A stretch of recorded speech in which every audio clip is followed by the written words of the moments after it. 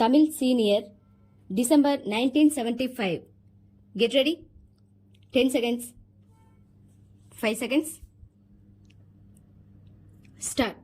மதிப்பிற்குரிய பேரவை தலைவர் அவர்களே, இந்த அவையின் முன் கல்வி சுகாதார அமைச்சர் அவர்களால் வைக்கப்பட்டிருக்கின்ற கல்வி மானியத்தின் மீது என்னுடைய கருத்துக்களை கூற விரும்புகிறேன். கல்வியின் தரம் உயர வேண்டும் என்றால் ஆரம்ப கல்வியில் இருந்துதான் அதை நிறைவேற்ற இயலும். அந்த கல்வியை வலிவுடனும் பொலிவுடனும் போதிப்பவர்கள் நல்ல முறையில் இருந்தால்தான் கல்வியின் தரம் உயரும். ஆகவே ஆரம்ப கல்வி ஆசிரியர்களுக்கு நல்ல வகையில் ஊதியம் அளிக்க வேண்டும் என்கிற கோரிக்கையை நான் இந்த அவை முன் வைக்க விரும்புகிறேன். கிராமங்களில் உள்ள ஆசிரியர்களுக்கு வீடுகள் கட்டிக் கொடுக்க வேண்டும். பிராந்திய மொழிகள் அந்தந்த மாநிலங்களில் போதனா மொழியாக வேண்டும் என்பதில் நான் மிகுந்த ஆர்வம் கொண்டவன். தமிழ்நாட்டை பொறுத்தவரையில் தமிழை போதனா மொழியாக்குவதில் 2 நிலைகள் இருக்கின்றன. ஒன்று, அரசை சார்ந்த கலைக்கல்லூரிகளில் போதனா மொழியாக தமிழ் கட்டாயமாக இருப்பது. மற்றொன்று, தனியார் கல்லூரிகளில் விரும்பினால் தமிழை போதனா மொழியாக கற்றுக்கொள்ளலாம் என்பதாகும். இந்த நிலைமை இருப்பதால் தனியார் கல்லூரிகளில் படிக்க மாணவர்கள் ஆர்வம் அதிகம் காட்டுகின்றனர்.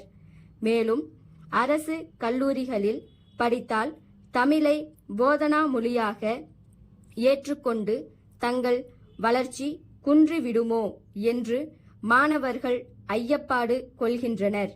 மாணவர்கள் தமிழை போதனா மொழியாக எடுத்துக்கொண்டால் அவர்களுக்கு அரசு துறையில் உத்தியோகம் இருக்கின்றதா என்றால் அரசே அவர்களுக்கு எந்த துறையில் வேலை அளிக்கலாம் என்று யோசித்துக் கொண்டிருப்பதாக கூறப்படுகிறது. அரசே இப்படி அவர்களை இரண்டாந்தர மாணவர்களாக கருதினால் தமிழ் போதனா மொழியாக வளர்வது எந்த வகையில் முழுமையாக சாத்தியமாகும் என்பது எனக்கு விளங்காமல் இருக்கிறது.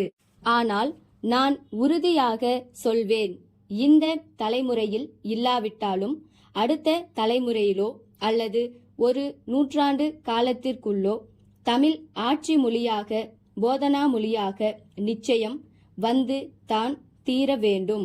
கல்வித்துறை மூலம் இந்த அரசாங்கத்தால் வெளியிடப்படுகின்ற புத்தகங்களில் பல பிழைகள் இருக்கின்றன.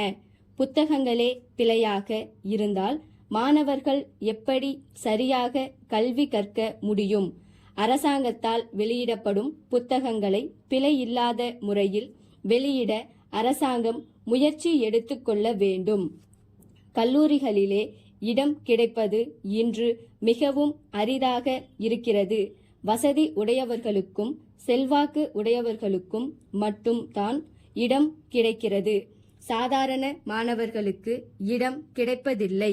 இதையெல்லாம் அரசு கருத்தில் கொண்டு அனைத்து கல்லூரிக்கும் மாணவர்களை தேர்ந்தெடுக்க ஒரு குழு ஒன்றை நிறுவி ஒவ்வொரு கல்லூரிக்கும் தேவையான மாணவர்களை தேர்ந்தெடுக்க வேண்டும் என்று கேட்டுக்கொள்வேன்.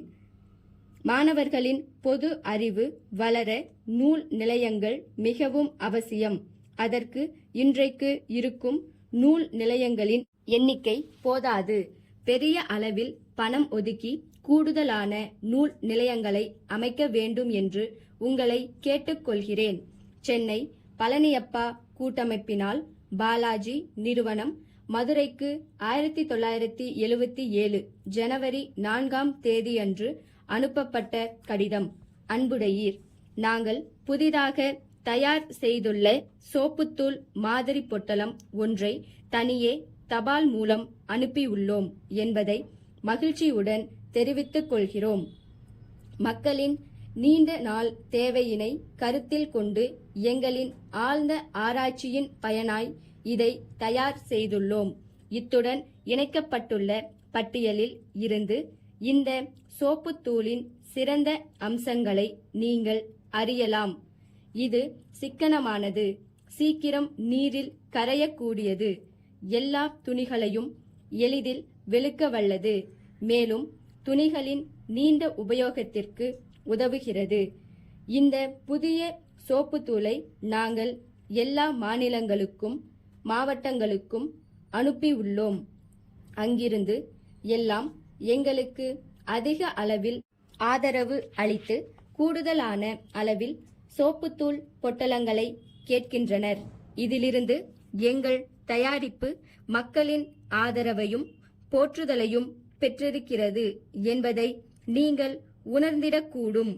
ஆகவே இந்த பொருளை நீங்கள் விரைவில் விற்றுவிடலாம். தங்கள் உண்மையுள்ள ஸ்டாக்